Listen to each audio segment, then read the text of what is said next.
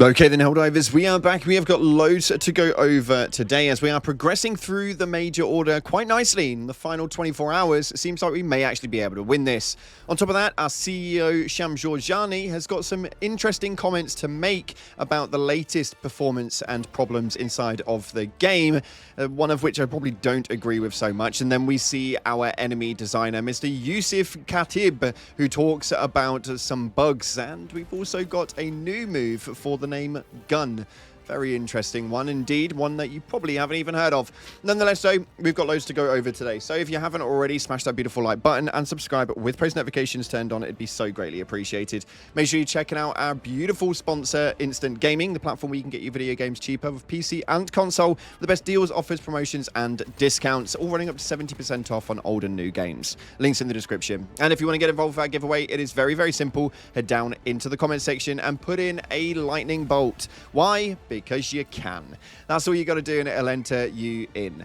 With that being said, though, let's dive into the game and see what it is that's happening right now in Helldivers 2. So, starting off, we are on the Galactic War map, and we've got loads to look at because we have only got around 11% remaining on the major order with a 22 hours left on the clock. This one has gone through quite nicely, and in the last maybe 6 hours or so, we've progressed at nearly 9%, meaning that based on logic alone, we should be able to complete this partway through the night tonight. Meaning that, yes, another major order, a major order tick. So this is a major win for the books. Hopefully we'll see something move forward with the next major order, likely to come in tomorrow with it being update day. We'll have to wait and see exactly how that one plays out and whether we actually receive an update, but it is looking quite likely. When we take a look at the backend files right now on Helldivers 2's SteamDB, we can see that the history on the change list is actually happening quite a lot. Now, this has obviously got a lot to do with the detected outside build that they are currently using, meaning that there is nothing but good things that can actually come from this. Fingers crossed, this means that we have got a update happening tomorrow, although it is not definitely going to happen. So you will have to obviously take that with a pinch of salt, but they're definitely playing around with the back end for sure. And what solidifies that one? Well, they're all back from holiday today, and people were messaging towards Sham Georgiani saying that they need bug fixes before Xbox drops, please. And Sham said that that is the plan. So over the next few weeks, I am expecting a massive amount of updates and a massive amount of patch changes, as there are so many things actually wrong with the game. Although one thing that actually concerns me is their viewpoint on whether it's actually that bad or not. Somebody put towards Sham Georgiani that when the Arrowhead developers sit down at their desk after a nice vacation, open up the game code, and then realize that they've messed up. Sham Georgiani made this comment right here, stating, "Not more than usual," which is absolutely ridiculous for me personally, mainly because the game is probably in the worst state that we've seen since maybe mid last year. Hopefully they actually see what the issue is here, and I've got no doubt in my mind that they listen to every message that they receive. We will be putting in some messages towards them later on today with some issues that we have had personally over the last 24 to 48 hours with a lot of lag spikes and problems inside of the game. Performance, bugs, and crashes all need to be fixed within the next 20 or so days. So fingers crossed they can actively get that thing done. But what is it that's causing a lot of the issues over the last week? It's actually been the bugs, as our main enemy designer, Mr. Yusuf Khatib, actually states right here, bugs causing bugs. They are a bit more performance heavy and anticipated, and that means that multiple fixes are in the works to optimize them soon. So fingers crossed that actually is coming in tomorrow, because the bugs right now are, well, they're buggy and not in a good way, that's for sure. The performance and optimization inside of that place is an absolute nightmare right now, and fingers crossed that gets rectified very soon. We'll have to wait and see. But when you voted for your new Remembrance City to be renamed Gun, apparently, according to the Baskonator, that wasn't the only thing that you actually voted for, as there is now an Arrowhead cat in the midst. It's hilarious, man, but this states right here, another victory for Managed Democracy. Our senior animator, Frippe, wanted to pass on a message about the voted rename for Remembrance to Gun. Your votes also helped name our new Arrowhead cat. Thank you all for the vote. His name is Gunner. He is very happy and his owner is relieved Everlasting Memory didn't win, since it's a bit of a mouthful. So yeah, they now got a cool Arrowhead cat knocking around the studio. I find that quite cute, man. To be fair, they've had a lot of animals in that place. They have some Arrowhead dogs that knock around there as well, which I think is absolutely gorgeous, mainly because it brings a little bit of normal human life to the studio and gives it a bit more of a relaxed feel. Or at least that's the the feeling that I got when I visited there earlier on in the year. Moving forward, though, they're also looking into enemies and making sure that they keep the community happy. As our enemy designer, Yusuf Khatib, states right here, hello, next week I'll be going back into making enemy stuff again. So, tell me, what enemy-related questions do you guys have? So, we've got lots happening in the midst with that one, and fingers crossed we manage to get some new enemy types come into the fold very soon.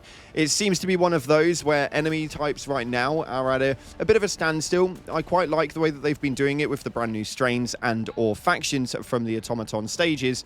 We'll have to wait and see exactly what it is that they bring to the table next, as the only ones that don't have sub-factions right now are the Illuminate, meaning it's probably quite likely that we'll see them come through at some stage or another. We do have 2 different variations on the Terminids and 2 different variations on the automatons, so bring forward those squids and let's see what you've got, Yusuf. I can't wait to see. Let me know in the comment section if you guys have got any ideas for brand new Illuminate enemies that you would want to see come into the play to maybe make them a little bit less boring. The Leviathan is very cool and all, but they're an absolute nightmare, and with them being up in the sky, it kind of doesn't really give you the massive immersion move that it does with maybe some things like the meatballs. Yeah, it's just my personal 2 cents. And if you guys were ever thinking about Helldivers coming to Fortnite, well, let me give you guys a bit of a wake-up call. It's not likely that it will ever come in, especially after the most recent Halo and Fortnite crossover, which obviously they were always bound to do. I'm hoping that Arrowhead are looking at this, saying that we'll never touch it with a 10-foot barge pole, because take a look at these Halo Fortnite characters. They are absolutely atrocious and probably the worst modeling of a Halo character I've ever seen in my life. I could probably give my 5-year-old a pen and paper and get him to draw a better rendition. Anywho, if that one hasn't solidified your move for not wanting it to come to Fortnite, then I don't know what will. Nonetheless, so we're going to take a look at your top comments, and if you guys want to get involved with the next video's top comments, then make sure that you hit the comment section with something relevant, as there are loads to go over in this video. Make sure you get it in there and we'll put the top comments onto the next one. But starting off, this first one right here states, Arrowhead is smart enough to line up a huge storyline of events when it launches on Xbox so that new players get to experience the hype and importance of working together like we have, which I actually think is probably one of the most cleverest things I've heard yet. And I would like to presume that you are actually right. We've got Xbox coming to the fold at the end of the month, which for us people who are still playing the game, it kind of tells us already that we'll be entering into another rendition of the game and hopefully a ginormous storyline coming soon. I'd love to hope that they don't just release it on Xbox and do nothing for it and expect the base game to be enough. At least that's my personal opinion anyway. Make an event out of it, man. You definitely need to do so. This next one states right here, for those interested in saving Turing, deploy at Acrid 3. It has a 0.75 resistance. If we liberate it, the attack on Turing is cancelled. Now, we actually saved Turing, so we are pretty safe on that basis right now. And it doesn't seem like anything's going to be coming, as we've now breached the 24-hour gate. So all you have to do is get down to the Gen Z sector and get hold of those rare samples, and it will solidify our placement for a win. And this final one right here, our top comment, actually states that my solution for the Eagle Strike DSS, just give us free Eagle strafing runs. I've had enough of Eagle-friendly fire. Additionally, I swear it's buggy because I had a time where there was nothing near me, no blips on my radar, no breach, drop, or whatever, absolutely nothing, and it still sniped me, and only me. Now, yes, I actually do think that there should be some additional changes coming to the DSS that should be mainly revolved around extra stratagems.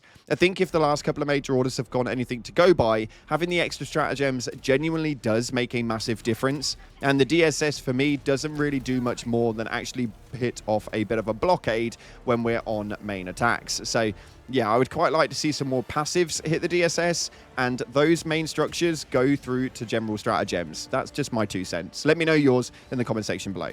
Nonetheless, that's unfortunately we've got time for today. If you haven't already, smash that like button, subscribe, post notifications turned on. Appreciate your faces, and as always, I'll see you in the clouds.